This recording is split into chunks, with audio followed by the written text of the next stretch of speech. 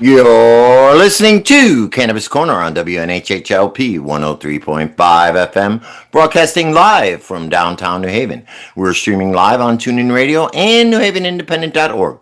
We're also streaming live video on Facebook and YouTube. Just go to your Facebook page and look us up, or hit see first to see and hear all the great programs we have here on WNHH. LP. And Cannabis Corner is also streaming live on the Greenhaven Media Facebook page and ProCannabisMedia.com. Make sure you like, share, and subscribe, and follow us at Greenhaven Media or me at Joe the Weed Guy. Welcome, everyone. It is Monday, June the 16th. You wouldn't know it by the weather. 2025. I am your host, Joe LaChance, Joe the Weed Guy. Welcome to Cannabis Corner. Uncle Lou is celebrating his birthday today, so I don't know where he is, but he will be here soon. But you're stuck with me for now. It's a beautiful day. If you like wind and clouds, but it doesn't really feel like summer out there today. But regardless, there he is, Uncle Lou. Welcome, Uncle Lou. How are you? Well, good brother, doing well. How are you doing? I'm all right. I understand you might have a special occasion today. Oh man, yeah, I guess so, right? Is Well, it yesterday special or was, just is it special or just an occasion? I don't know. Well, yesterday was Father's Day, so happy fathers to all the fathers, out Right. there, and then today's my 40th birthday, so Right. So congratulations, Lou. 40 is a big year. Take it from somebody who's already been there. yeah, But I hear that from a lot of people, and the whole idea that it's a nice time, and a lot of things kind of come together, and there's a lot of like the old sayings and everything else. And I can't be. I say it all the time. I'm blessed. So I understand that there could be so much more going on. And there was a time in my life where I was doing way different things. right. So you know, Well, I mean, you got to look. You're 40 years old, right? You know where you came from. You always had a goal in your mind to be in the legal market. As long as I've known you, and I'm sure yeah, before that, and yeah. you're there now, and Right. you're dealing with it as best you can. Unfortunately, you're in a state, maybe you should have done it in New York, but that's all Yeah, hindsight. yeah, yeah, But you're doing it, yeah. Lou. So at 40 years old, you have achieved a lifelong goal. So give yourself credit. A lot of Tons of people those who you hung conversations, up you know that, with, Joe. you grew up with, you hung out with, a lot of Yep. people that we have come through not only have not done that, but do not have the balls. And I'm one of them. I don't have the balls to fucking deal with the state like that. So I give you a lot of credit, Lou. So congrats on I your 40th appreciate it, birthday, brother. brother. And from experience, Lou, it is true. Yeah. Things start to come together. You know, they do. Yeah, they should. They We do. spend so much time putting things together and working them out, and things are together. Things are coming together. Different things are, there's been levels to it and all of that. It's like a parfait. So Hmm. I'm excited. The 40th level. I like to say I level up like a video game character. You know what I mean? Yeah. Yeah. I'm a level 40 spellcaster now, so Well, I might know one or two other things that I didn't a couple days ago. So. exactly. This life Um, is more like a video game than you can imagine. Yeah. And experience is awesome. Having experience and just kind of building on those experiences. So it's age is nothing but a number, but let's play the game at least. You know what I mean? So Well, we're here. What else are nobody we was gonna do? before. I What are don't we know. gonna be? I We're I, gonna. I came in and I worked. Yep. So Okay. There we go. So, what'd you do this that's what I weekend for Father's Day? I worked. I worked. I like to have the staff is taking their time, so try to make sure that everybody has some time and some space and has the ability to do things. So I worked for the bulk of the day, and then that was it. I'm gonna have lunch with my kids in a little while for my birthday, and Oh, then nice. go from there. You know what I mean? Very cool. Well, at least you got some time with your kids. You spend it on your birthday. That's good. Yep. You I make just rolled the blunt. I'm sitting in my truck, about to roll a blunt, have excellent. lunch. Great conversation with you. We have a really cool guest coming on. that I know will be able to talk to you for a while. So there's some dope things happening, right? Yeah, I had a nice weekend. Okay, We tell had me that about it, event. Joe. We had the event over at Bohemian High. Yep, to celebrate your friend and your mutual Rich Good friend of the Life. community. Yep, Rich Good Life. He's a good friend of ours, and Yep, yep. we had the band Shakedown there, Shakedown's and a great band, Joe. yep, Dab and Dad was That's there. right. Mother Teresa. It was fun. And despite the weather, enough people showed up. We did well. I had my Make America Green t-shirts out there and people were loving it. So it was a good time. I really enjoyed it. I really, really enjoyed it. It was All nice. right. And we were doing, of course, plants down there. And that did very, very well as well. So I All like right. it. That's what's up. I love it. I love it. I love it. I love it. That's And where the conversation continues to happen, Joe. Like that's one of those things. Because I was having a conversation with a plant person today, actually. Kind of right. pushing things forward and making sure that people understand that the plants are still part of everything. You know what I mean? That even with the legal market, you're able to continue to, continue to do things forward. You know what I mean? Well, Um, yeah, that's it. I mean, obviously, being in the cannabis community, there's a lot of people that we know who grow. yeah, yeah, yeah, yeah. But you'd be surprised at the interest from the mainstream. Oh yeah, But they just completely. don't know how to get started. They don't know what they're doing. Yeah, and And it's they're just almost grab one afraid plant to and search it and look, you know what I mean? Because, oh, it might look bad. But I no, think no. the Yeah, more like we get out there, and do what we're doing, yep. not just to our own community, but to the general public. Let them know how easy it really is. It's easy. Yep, and that's where we've always yelled and screamed it that it's easy to grow and everybody should grow. So now we're just gonna keep saying it, and in the Well, I space mean, that we are, we'll keep pushing it. We got our good friends, like Gabe that comes down and makes sure to share Gabe will be down at education. the end of the month. We had That's right. Diedrich. We had all the grow stores there Yep. because it's important. Yep. And now we're gonna start talking about growers Yeah. from the actual spot. So I'm excited about that today. You know what I mean? So Yeah, exactly. what events we got going on? I don't want to ruin everything Yep. just up. What's Yeah, we got some let's stuff going on. We got some yeah. stuff. We got this Sunday, July. Oh, no, that's not until July. I'm sorry.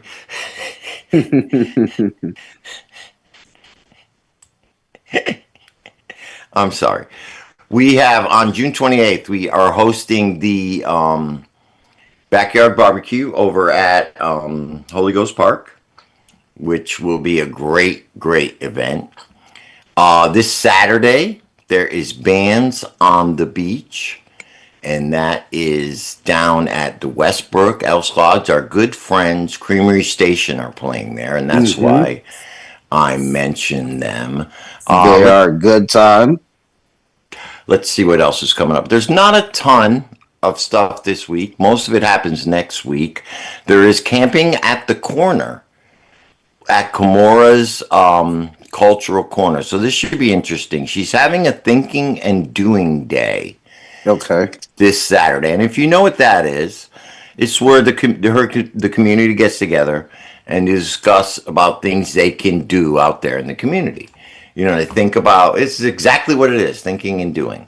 And so this time, hopefully the weather holds up for them. I want to see them.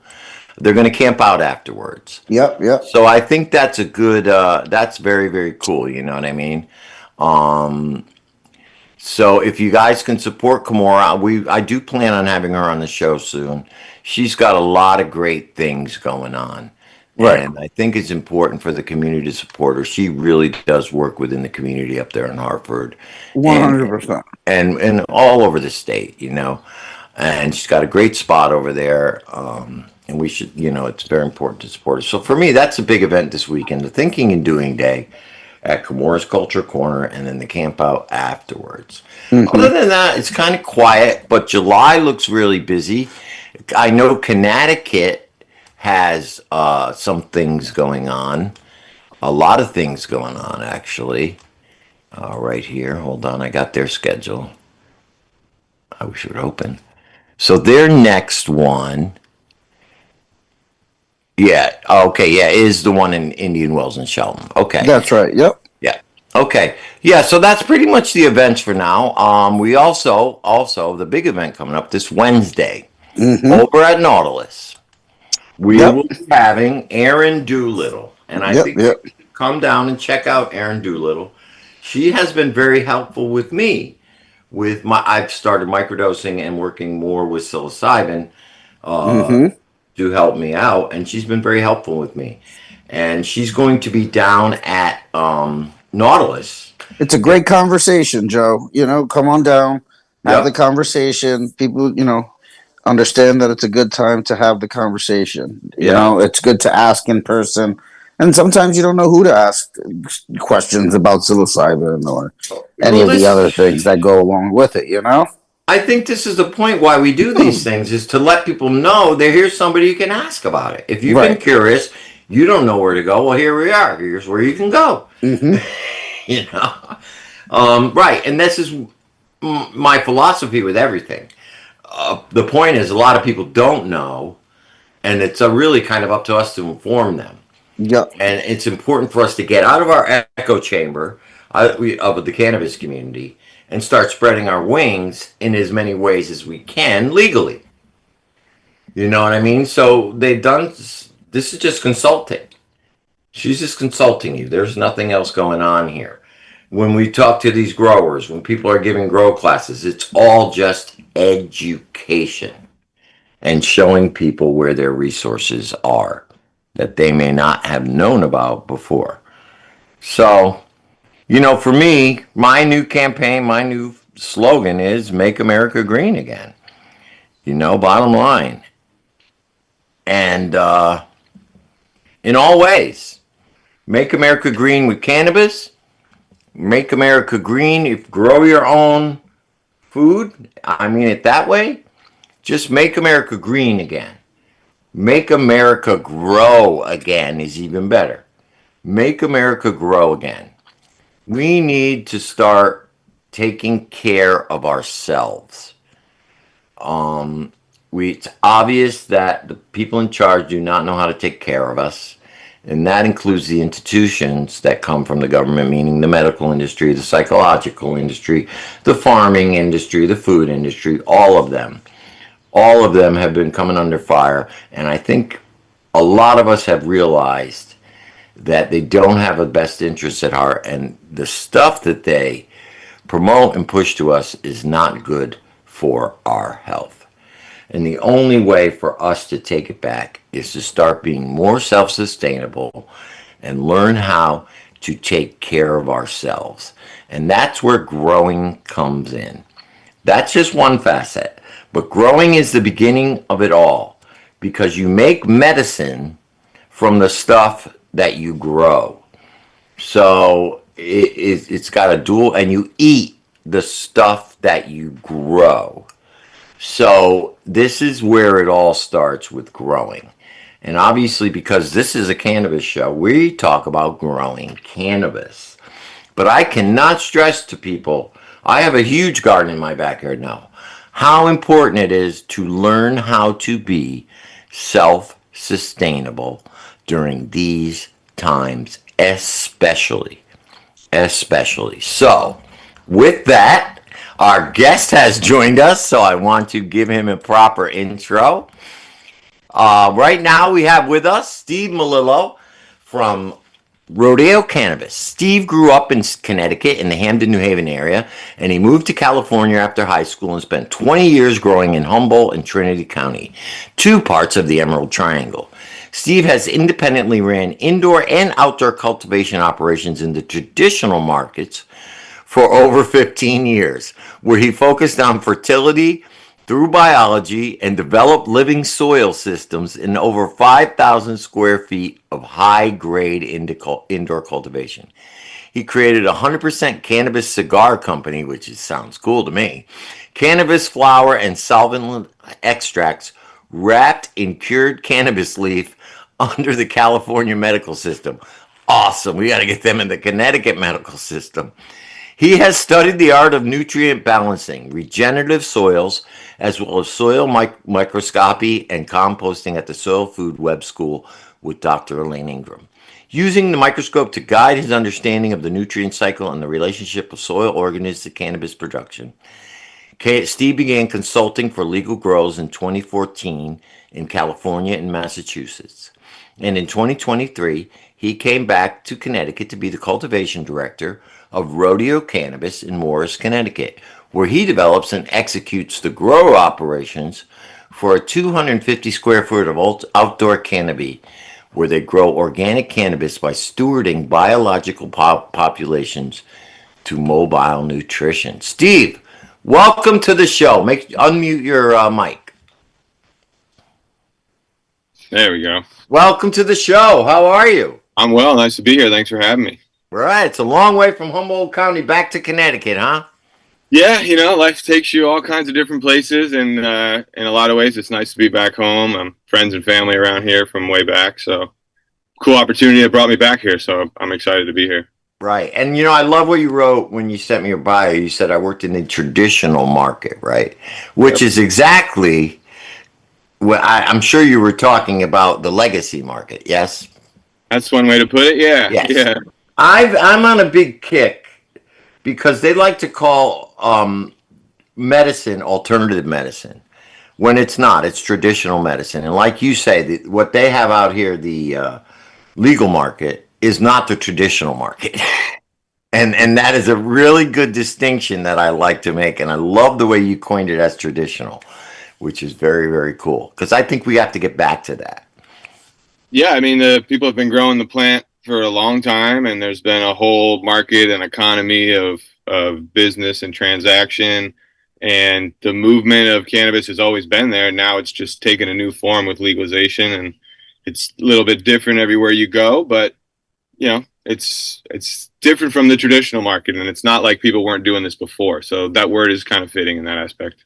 Well, I think it's important, especially now that cannabis is legal, that we find out, which growers are using people who are actually from the traditional market, who have been doing it for years. I mean, I'm looking at you in my picture right now, and you got the overalls on, man. You're a farmer. You're not playing around. You don't have a hazmat. I see you know what some of those grows look like. Sure. You have to wear a freaking hazmat suit, right? But you look like a farmer. And that's what I think the people need to see, because right now, people do not have confidence in the legal market in Connecticut. Right. Just for that reason, because they know that the majority of it is being grown in these large facilities, all automated, not a human hand touches it, pretty much standardized growing all around. Like you said, you got to walk in there with hazmat suits. Now, with all that, these people still cannot control the mold in their products. All the equipment, all the great stuff that they have here, they still cannot control the mold in their products. Sure. That tells me that there's something wrong with either the way they're doing it, or the people that they're hiring, or the machines that they're hiring to do it. I really don't know. I'm not allowed to go in there. They'll never let me in there. Yeah. But maybe, I don't know, maybe you could shed some insight on that. Why would they still have a mold problem with all the technology and equipment they have? Well, let's face it. I mean, botrytis, bud rot, it's a common pathogen that affects weed, has been for years, and it will be for years. It's a pathogen that grows on your skin, right? It's everywhere you go. Right. So it's a challenge no matter what kind of growing stage setup that you're in, which kind of leads into where I got really excited about using biology to drive the forces that grow this plant, or any plant for that matter. You were talking a little bit when I just tuned in about sustaining and gardening and understanding the cycle of nutrition and how plants are going to live and thrive, and how you're going to get nutrients out of what you're eating, or in the case of flower, get an experience out of your cannabis that's the next level from something else. Which comes from the nutrients. It all comes from nutrients, and that all comes from the ground, right? So it's right. This is what people have to understand, and this is a really good point. Yeah. I'm looking out in my backyard, right? I have a marsh behind me, and everything is growing out there, right? You think that soil's not alive? You Oh, think the soil that stuff is growing in is not alive, that there are not worms or whatever else is in there? Of course it's alive. That's the natural state of soil, is to be alive. yeah, like you have dirt and then you have soil, right? And what's the difference? It's biology, it's life. Right. So you can't really produce something if you just have a pile of dirt. You need to steward it and turn it into soil. There has to be life there. And when you're talking about mold, just to get back to the point that started this whole thing, you know, nature and the cycle of life is all really about competition and balance. So your best opportunities against mold is to have a counterbalance of something positive, right? To have organisms that are going to compete against the pathogens that cause you pressure. So in a lot of these indoor places, your original point was, you get these big, massive operations. They got millions of dollars worth of build out and equipment, but they can't escape the mold issue. Well, a lot of those things are devoid of biological groups that are going to be in competition with the pathogens that you're trying to keep out. And in fact, you're kind of creating such an ideal environment. You're right. When those things, those pests and those pathogens get in there, The there's no soil, they're not using living soil, I guarantee you. most indoor cultivation places are not. Even in the traditional market for years, I was sort of the exception to the rule. And, when things were in a different state, I got a lot of slack for putting certain principles in my cultivation practices at the forefront because there were easier ways maybe to get to the final solution. And then years later, everything got turned on its head because not only is the product better, but it's more efficient and economical. So as the prices in the traditional market changed, all of a sudden the skill set that I worked hard to develop became a lot more appealing to people. And it fits the perfect mold in a commercial setting too, because the market gets competitive, the market gets saturated. It's in some ways a race to the bottom. And so you need to set yourself up to be as efficient in your operations as possible. And also with pathogens, with pests, a lot of places will look at those things as two. They take IPM over here in this box, and then they take nutrition and fertility and growth in this box, and they separate them. And Right. That's why we have pesticides. the magic is when you integrate those two programs and realize that they can complement each other. Right? Where they say, let your food be your medicine. It's the same kind of thing. Right. It is your medicine. Optimal plant health is going to set you up for the best defense against the pathogens and the pests that come in when you're doing any kind of monocropping. Right. So, and this goes to food and everything. The reason people are not as healthy as they used to be is because the food that they're eating is grown in dead soil. It is so, it is just unreplenished. The nutrients aren't there. And the thing about, well, they're adding nutrients, the big three, what are they? Right, but NPK. Perfect, right? You have the big three, which functionally get you to a lush plant and a lot of fruit, in this case, a lot of flowers, right? Right. It's interchangeable. But what is the content of that fruit from a nutritional perspective? So the nutrients are lacking when they're not there in the growing program. And when you're using biology, you're opening up access to nutrition that you could never bottle up. Right. Nature's nutrition. If you could, it would cost you a gazillion dollars, right? You can't bottle up what nature can provide for you if you sort of understand the way the system works and just push it along. So what I've put my time and effort in over all this time is, how do we take these principles that we know exist, that people culturally have been farming and growing food and grains and everything you can imagine, sort of understanding these principles as a natural way to proceed. We've kind of separated it in the modern world. We certainly have, just the way we separated mind and body. Right. So if you have large scale production, which over here at Rodeo, we're 250,000 square feet. We're trying to max out what the state says we can do. We have to keep in mind the goals for production, the restrictions from the state, but also push forward those principles that work to mobilize nutrition in an efficient and healthy manner. And you're doing that up against all, like you see in the back, this big fence, right? We have all kinds of security requirements we have to do, which affect what we can and can't do as a farm. So it's what I've tried to work on is understanding the principles that our ancestors that are generations back used to grow their food, and try to match that up with the best possible, most efficient production model, because there is pressure here to produce. And Right. so how do you marry those two so you get a high quality product at an efficient overhead cost, and not compromise to products that are going to bring down the process, or in this case the field out there. We're trying to build the Right. field I up wanted to year after bring year. that up that you are Rodeo is the right now first micro cultivator in Connecticut to have outdoor grow, right? Yes, as far as And I this is understand it, yes. yeah, and this is why you can work with the living soil and really put your knowledge into practical use, because you're growing outdoors, not in a closed facility with all, like we talked about earlier with the hazmat suits. Right. So outdoor, I mean, especially Yeah, what coming are the from, regulations? I'm very curious. What when Connecticut says you're allowed to grow outdoors, I'm thinking I'm putting plants out, in the big field, yeah, and they're yeah. growing, like corn or whatever.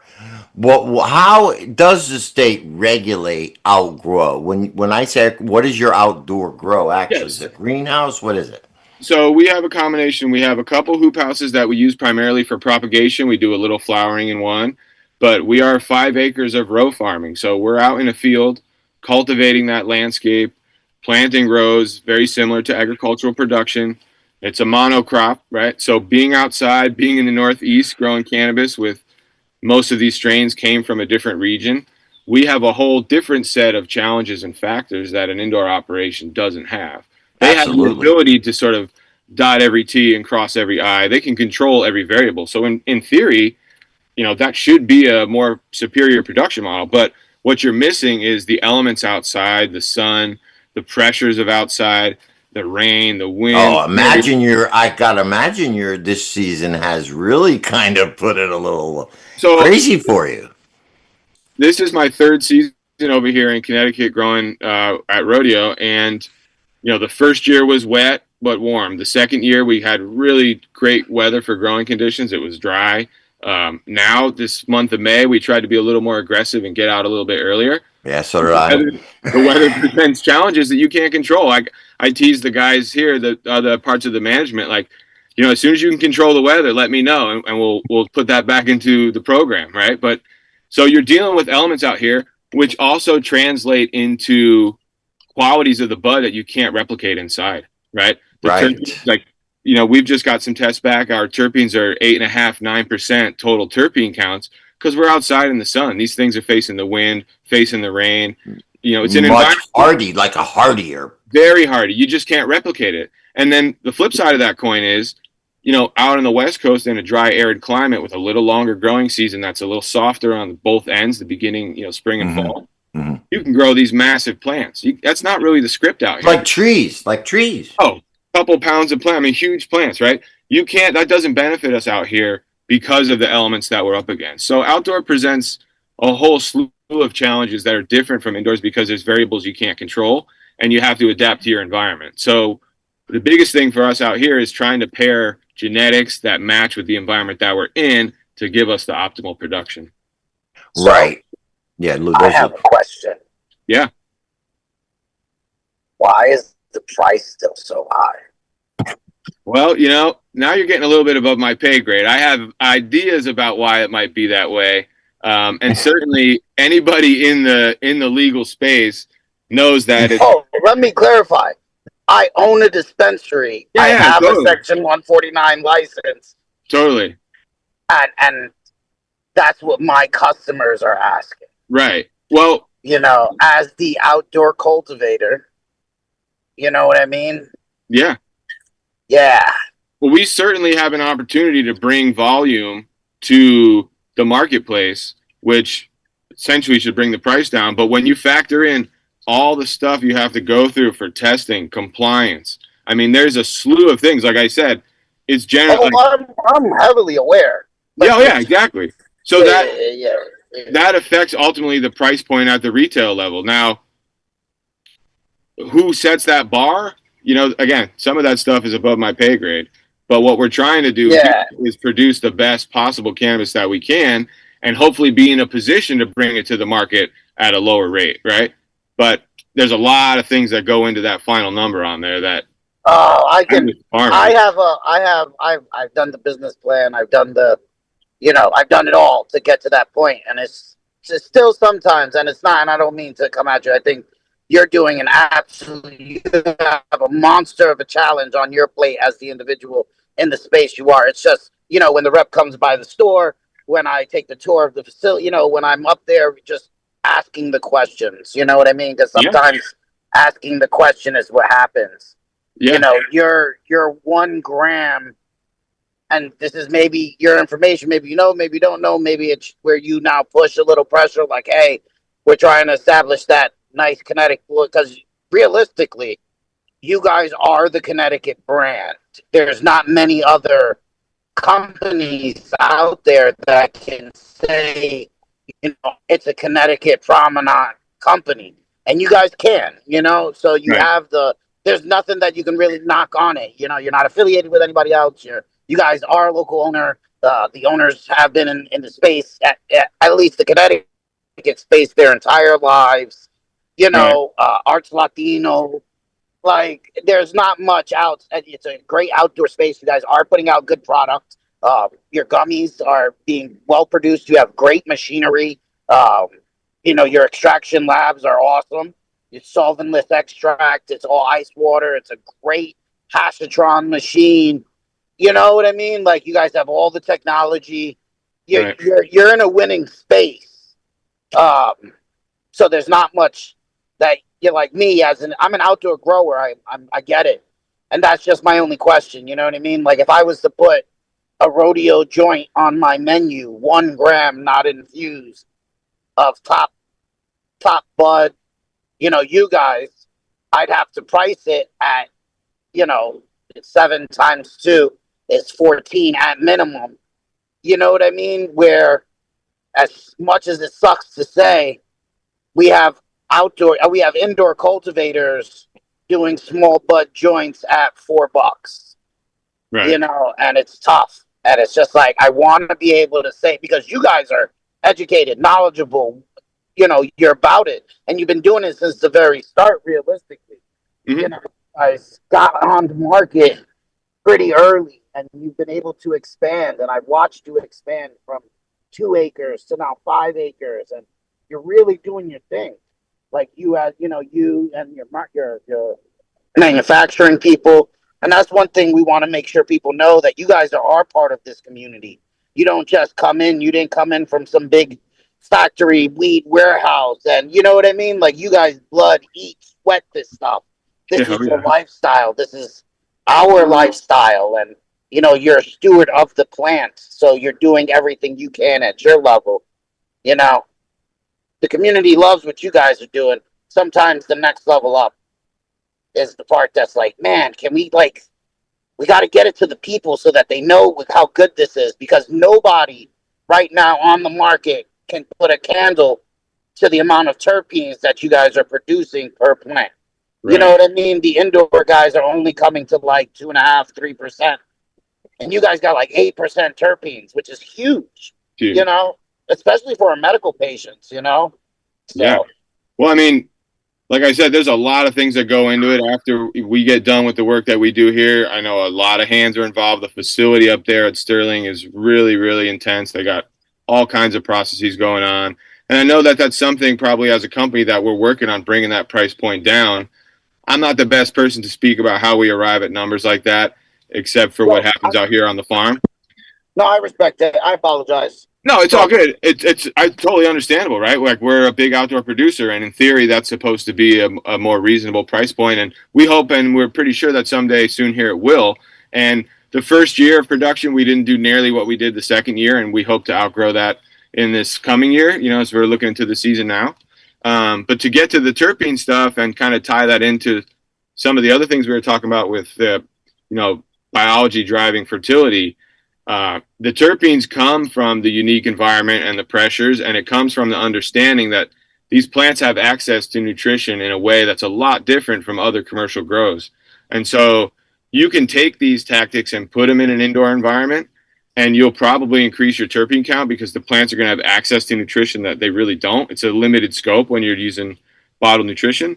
But when you combine that with outside, that's where you get to those levels that are just not really seen. And, you know, we're getting stuff that might test into the medical category and be out of the recreational category because the terpenes are so high. So That wouldn't be a bad thing. The medical needs much better products, so that would no, not be a bad definitely. thing. Yeah, definitely. But it's much like the world, the economic, the commerce side of it. The growing aspect is a really complex system with a lot of variables, and those things all kind of play on each other. And so, hopefully, as one variable shifts, it puts pressure or makes an adjustment on another variable. And to your point, Lou, about pricing and stuff, that will all change there too, right? There will be some flexibility as things go forward, and hopefully, the better job that we do, and hopefully, we can communicate with the regulatory aspect of growing, that we can have some effect on maybe bringing the prices down for people operating and ultimately to the consumers. Yeah, I think what Lou was saying is he loves your products and he wants to see more people buy them. But Right. unfortunately, the average shopper shops for price. Right. Recreational shopper, Totally. they shop for price. So they're going to look down the menu and they're going to pick something for price. And Lou, in his heart of hearts, knows they should be getting the rodeo product, but they're buying for price. So I think it's more about he wants to see your stuff be sold, but he also knows the customers of the recreational industry, they buy for price. It's We'll keep unfortunate. it on the grow level and like the manufacturer level. This opens up opportunity for many people in the future. You know what I mean? Because as those terpenes are higher, we have people that are extracting flowers for Totally. terpene profiles. You know what I mean? So it's going to open up a whole lot of space for everybody, and just having that sheer amount of biomass with more producers coming online. Yep. So Yeah, I Yeah. I wanted know to talk to you a little bit about that, your operation over there. So, rodeo, you manufacture your own and grow your own products, right? Yes. And you're doing a pro and do you, but um, you freeze. I was reading about your process with the freeze drying and all that. Can you? I'm very curious how that all works. So, Yeah. So you grow a certain amount of your product for flour, right? And then the rest is freeze dried and extracted. So tell me how that process works. we've got a few different ways that we go when it comes to harvesting and the post production work. And with the volume that we have, drying that much and storing that much long term it's challenging, right? You have to have a lot of infrastructure, and things happen really fast. So we don't necessarily have the infrastructure to dry the volume that we have. So that gives us an opportunity to move to a fresh frozen product where you could take it fresh off the field, get it into deep freezers, gives you better control over long term storage. And then from there, we can get into our extraction, whether it's a crude or a distillate or something that might end up in a vape cartridge, or a solventless hash that we can put into a pre-roll. I know we do an infused pre-roll. And so we do a little bit of drying, a fair amount of freezing, and then based off of that, we're producing different products. So we've been doing trying to do a little more drying, because on the extraction side, you kind of get better yields when it's dry, but you get a different product when it's fresh frozen, and it also allows you some time to store that stuff before you get into production. Because again, going through the compliance stuff, it's not like it was in the traditional market where you can pull it down, turn it into hash the next day and get going. There's testing, there's all kinds of things, boxes you have to check along the way. And so those are aspects where this new world is definitely different than the traditional market, where it was just you basically go as fast as you can, you get stuff out there. There was no lag time. There was nobody asking you to provide all this information about it, which has its positives and negatives, right? So the process is basically grow it here, harvest it, dry it, or put it in the freezer, and then from there it moves over to Sterling, where they do all the producing. And so that kind of gets out of my hands at that point. My responsibility is just to get it grown and produce the volume and the quality that we need, and then it moves over to the production side of things. Well, I think that's what people need to realize is that unlike these indoor commercial cultivation facilities, you have one season That's to it. grow all your product for the year. One One shot. season. So you have to grow in bulk in this way, and you have to. It's more of a necessity, right? Oh, absolutely. We don't have the ability to be perpetually harvesting and producing batch by batch. So Right. there's just no way that we can handle the volume, and we only get one swing of the bat. That's it, you know? So like right now, we're super busy with organizing and preparing a plan that I wrote out all wintertime so that we could come through with success. And we've got, 6-7 months of all kinds of stuff coming at us in the process. We don't know what it's going to be. Obviously it's not starting out great. You don't have a clue. So you have all these plans, you lay these plans out and you have your projections, but you get hit with all kinds of stuff. It might rain for a week and you can't do anything that you had scheduled for that week production wise. So when you get to the harvest, especially when the fall comes, it comes in really hard on the East Coast. So we're kind of also under the gun to get everything harvested too. And if we had to dry it and wait for it to dry and take it off the drying line, it would be much more difficult to manage. So the freezing aspect really opens up an opportunity for us to get the stuff off the field in the best shape, store it, and have it ready for production when we have the time to do it, which they do it year round up there with the volume that we have. But the growing is you get one shot. We have our autoflowers that are going now, so you'll get 2 harvests, but your first harvest is really nothing compared to what happens at the big one right at the end. Yeah. Right. So we just have our head down here at the farm and constantly working and making sure that we're dealing with everything that arises and keeping on our best schedule and, saying our prayers at night that the weather works out in our favor. And that's about all you can do. You set the table and then you just kind of watch it and drive it home. Yeah. Sounds about all right. Yeah. I mean, Lou was a hemp farmer. He knows exactly how this goes. Yeah. And it really all depends on you, Steve.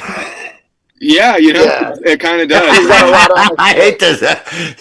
It kind of does, but it's something that I'm so used to doing, sort of living crop by crop. Doing indoor and outdoor for so long. It's kind of a unique position because I know both sides of the beast, right?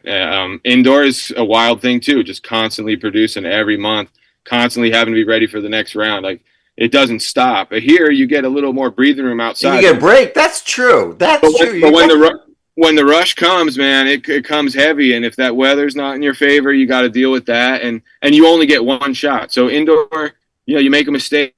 All right, I could pick it up in rooms 3 and 4, right? You have other opportunities. Out here, if you make a mistake on the season, it could be detrimental. So it's just different kinds of pressures for sure, but a lot of fun. That's the other part of it. Right. And I can imagine during the winter time, you get a little time off, you get, recharge, make your plan for next year. Or do you go up and help out at the facility or no? You strictly down here? I'm primarily down here on the farm. I have a lot of knowledge I think I could bring to the table. And so, for the good of the gander, I try to help out wherever they need it. But don't underestimate the planning side of things too in the winter, right? Because we're always learning. Anybody who's involved in growing, I'm sure Luke can speak to it. And anybody, if you're not learning, you're losing basically. So it's a constant growth process, no pun intended. To be reviewing what you did, understand how you can do it better, and again, recognize you've got one shot to get it right, and you're probably going to make some mistakes. So let's really dig down. Let's dig down and pay attention so that we can make the adjustments because you don't have a lot of time to do it. And I do want to say one thing, just super dope. I don't know if you people can see this. He's in the tractor. Like he's literally in the tractor. Yeah. No, that's what I was saying. It's a real farm over there. Yeah, definitely. If I want some peace and quiet, that's the best place to go. So I can sit here and talk to you guys and I'm looking out at everybody's busy running around. We just harvested a hoop house, a 100-foot hoop house that we took down the other day. So we're in the process of cleaning that up and getting ready to replant. So once it starts here, it doesn't stop. It's kind of crazy, but how big's your staff? So we have 6 guys actually now that I run full time down here as far as the farm crew. And then we got a couple guys run around and they help with the maintenance and the infrastructure and making sure that the security cameras are running and taking care of the fences. The biggest troubles for us is when it comes time to harvest. Cannabis is still a manual process, man. I rack my brain every day thinking about how we could make some machines and industrialize in a good way the process. But when you want to protect those oils, harvesting those flowers to be, it's hard, man. I look at the hemp industry a lot, but the hemp industry is different products, different processes that you can get away with, and you can't really do that with cannabis. It's a hands-on process. It takes a lot of manpower. I'll take it one step further. because not to go into the regulations, but the state limits it, and they don't even understand how much they limit it. Because you if you were doing this back on the West Coast, you could hire a staff, Yep, have them 100%. come in, pay them like everything above board, and just have them for a short time. The way the state sets up hiring or doing anything, it almost limits you from doing any of that as well. So you don't even it ties your So hand you in can't even job hire a creation. little extra crew just for harvest. No, Like, no. Everybody has to go Oh, through the DCP criteria, which and it again takes is time. expensive, takes time, and most people, especially those who are interested in being in the cannabis space, they don't want to just work for a Right, month. They're looking for a job. So we really right.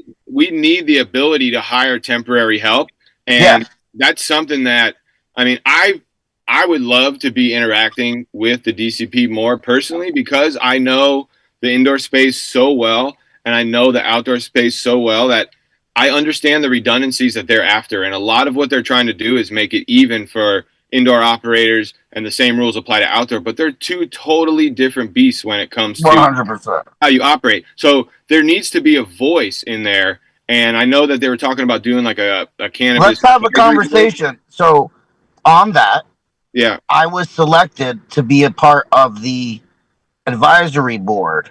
Oh, tell them to put me on. I've been trying to get on there. And we're on. I am very vocal about being, as an owner. Mm-hmm. My growth. I got 3 years, and I'm only in the building fence stage of my cultivation. You know what I mean? So Right. that's stressful. So I understand all the logistics beforehand as an owner, and then transitioning it over from, because I did 100 acres of hemp at the end of everything. I was doing 100 acres, full machinery, chopping it down with machinery, field drying, nothing that would be up to standard for cannabis, but it's fine when you're running it through ethanol and, you know what I mean, kind of putting out a CBD raw distillate. So it's a Totally. lot different, and that's kind of what you were alluding to earlier in the conversation. You know what I mean? Different processes. But yeah. the state just puts restrictions on everything. And then, very blessing that you guys got in. So you guys got in early enough that you were able to avoid some of the headaches and now continue to grow, which is a beautiful thing because you guys have a large estate there that Yep. you can extend and continue to expand as you are able to modernize and do things. And then, even for you, this just, I'm spitballing off my head. You have to then weigh the pros and cons of even growing. You're at 5 acres right now. Maybe you decide next year, you know what, guys, we're going to do 5 acres, not extend to 8 acres because we're at that hump. You know what I mean? We need a little bit more people and this and that. And then instead of eight, we should do 12 because it becomes a more optimized. You know what I mean? There's certain Oh, optimizations of absolutely. space, Absolutely. And the regulations are difficult to navigate. And from a farmer's perspective, there's things I would like to do out here, like, let a field sit for a year. But in order to do that, you got to have all the security parameters around that fence that's going to Yep. sit there for a year. So there's all kinds of constrictions which make, some of the growing process and the cultivation practices, you have to fit them in these boxes a little bit where, farming in other industries, it look way different. And so it's just another You're set doing of a challenges. You're doing a dope job. You're doing a real good job. I've seen a ton of great pictures that have come through there. You've seen all those drone photos and everything that had taken. So Yeah. you have a beautiful field. It's well mapped out. It looks super. It's synchronized as you kind of look at it, and I'm dope. At least from the last year's photos that I saw when Art was sharing them around after the Yeah. last. So Well, we're that trying. was I appreciate that. We work hard down here. We're trying to get better every year too. Like just tighten it up. Like I said, you're gonna make mistakes. So the question is, can you identify them and correct them the next time? That way you're ready for the next one. It's just like a war of attrition, pretty much. the big thing is, you've done this your entire life, basically. This is your culture. You're part of this culture Yep. from the viewpoint of both East and West Coast. Yeah. Yeah, You from know what I CT mean? to Cali back. Yeah. Because at this point, you've been doing it for a while. That this is home now. You know what I mean? Yep. So Yeah, I never would have thought I'd be back in Connecticut doing this. It wasn't really on the Legally. plan board. Yeah, but the opportunity came up. I couldn't really stay away. So No, Well, we've spoken a couple times. I dig your story. I dig everything you're doing, man. You guys got a great company out there. There's always challenges on all parts. And this isn't this isn't the medium to do any of those. This is the medium. We like to give our flowers to those that deserve them, and you guys, right. you deserve flowers in what you're doing. You know what I mean? You're going to work every day. You're putting your all into it. You're putting out some dope items. Your edibles, we didn't even talk about a lot of that stuff, but the stuff that they get from the flower, you guys do. So there's good products. So if you're in the market, you're listening and you want to try their products, they're carried at a ton of places. Order them up. They got edibles. You guys do vape pens, flour, pre rolls, and it's all under the Rodeo brand. So it's not even like it's somebody else's brand. It's Connecticut through and through. So and at least remember, we got you shop 100% for of that. quality. You're looking for quality, and if you're looking for one of the more quality products on the menu, look at Rodeo. The That's man is really. on. Listen, the gentleman came on the radio with us, open, ready. That's backing his. He's backing his brand pretty heavy. So I'm Yeah, I I'm mean, all for it, and I respect it. I think like what you guys do. You share people's stories. You kind of bring people in. That's an important part because so much gets lost in the whispers of people talking and people's preconceived notions of things. And Yeah. it's an opportunity to come on here and just say, hey, this is what we're doing. We're working hard. Have this background. And you said earlier, Joe, that pairing people from a traditional market in this sort of new landscape. That's a Yes. recipe for success. And I don't know how many of these big MSOs are really set up like None that. of them are No, they're doing it. not, and they're not hiring people from And we're doing from the that. state. They go out of state, and And that's what Lou, this is. this is it. But this is it. You know what I mean? Steve's taking part of it. I'm taking part of it. Joe's matching it all up. This is exactly what it is. And this is making sure that the community still knows that the people that are working in the fields are from the community. These are these are our people. These are the gentleman will probably, bro. I'm looking forward to smoking a joint with you anytime, bro. You know what I mean? I'm looking forward to smoking a cigar with you. Oh I yeah, hope you. we didn't even get to that. That's a whole other thing. But those were pretty fun. Nice. I hope you saved a few in the humidor there. Yeah, All right. I got the Joe, we're process getting the down. word though. We've We are talked about getting the trying to word, Joe. we've talked about trying to do that over here, but those things that take you an hour to smoke one of those. So I got time. yeah.